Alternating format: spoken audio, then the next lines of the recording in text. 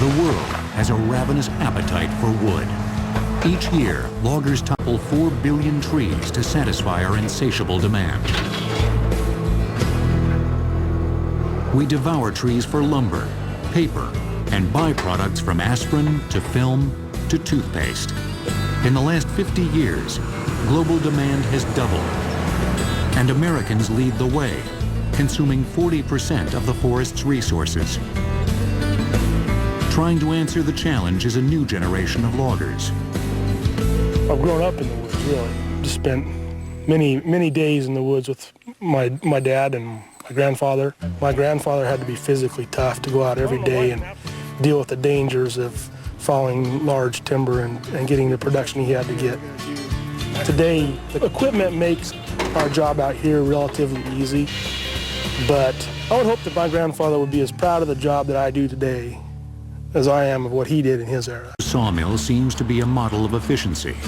It begins not in the forest, but at a computer. Specialized software helps foresters target groves to be harvested. Basically, the software has a database in it in which people have actually gone out to the woods and collected information about the stands of trees, like the age of them, their species, or the trees per acre in the stand. And you can say, I'm interested in all stands of trees that are 60 years old. And it'll go through and bring up all of those stands for you so you can make the decisions about which stands you want to harvest based on what the computer's pulled up for you. Operators maneuver a powerful articulated arm tipped with a rotating head. Vice-like grapples take hold of the tree. Then a chainsaw shears it off at the base. It then propels the tree through scraping blades that delimb it. At the same time, it carves it into precisely sawn logs, a process called bucking.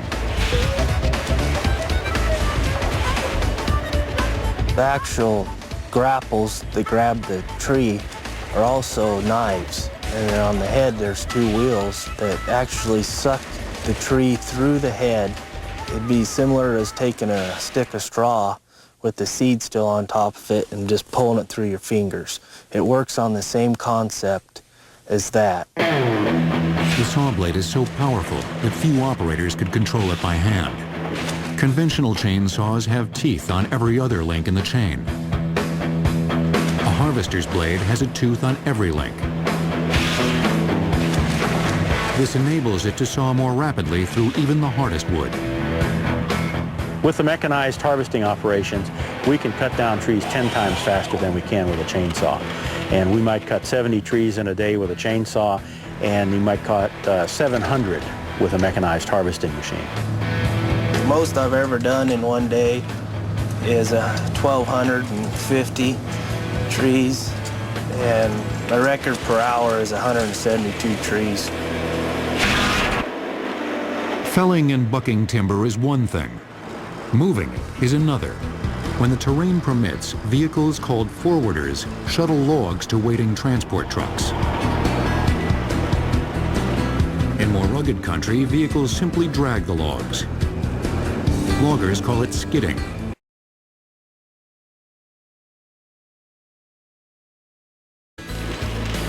Today, we have to get production, but we have to do it smart. These days, there's a lot of new high-tech equipment that's being used in the timber industry, and our center is very supportive of the conversion to this high-tech equipment because it benefits the environment. The cut-to-length processors have a minimal pressure per square inch, and so they don't compact the soil like traditional equipment does.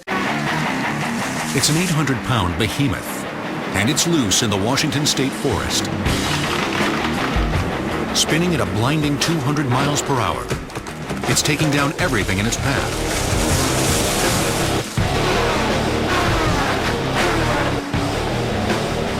It's the circular saw blade on the John Deere 959J. And it means business. This blade, which at close range sounds more like a jet engine than a saw, takes 1 second to blow through an 18-inch diameter tree. Its carbide teeth are bolted to a huge circular blade that dishes out punishment for up to 10,000 hours.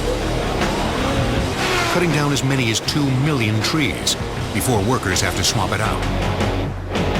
It's a hardened steel blade that is balanced during the manufacturing process, much like the flywheel on an engine or the tires on your car, so that it spins freely and spins balanced. Spinning at 1,200 RPM, this huge saw blade severs a tree completely before the grab arms clasp it. If you actually clamp onto a tree and cut it, you can induce some stress into the tree and actually cause some damage to the tree. And as a result, you're never clamping onto the tree until after it's cut. The whole rig, the 959J, is commonly known as a feller buncher. Its specs: 90,000 pounds, 294 horsepower, hydraulics that tilt the cab, and an 8,700-pound cutting head that rotates 310 degrees. All this versatility and power is at the service of one thing: finding a way to level that blade into fresh wood cleanly every time. There's more to cutting than just speed and sharpness. Designers have made the saw's teeth wider than the body of the blade. As they cut, they clear a kerf, a channel that allows the blade to pass without friction and binding. Creating a kerf, or clearance for the blade, is critical for the performance of any saw. A skilled feller buncher operator like Dale Stoken is a multitasker, maneuvering and stabilizing his machine on steep, slippery ground as he hews down trees, threads them through the canopy's obstacle course, and piles them like so many matchsticks. In this $600,000 feller buncher, Dale can cut down anywhere from 100 to 200 trees an hour. But how do you stay safe while you're harvesting trees as tall as 20-story buildings? These polycarbonate windows are literally bulletproof, and so they're meant to withstand the impact from debris and trees that may come down out here in the woods. I haven't had any trees fall on this machine yet. Tops, rotten pieces, and snags, a lot of dead wood in the stand of timber. They bang on it, but it's built pretty heavy duty.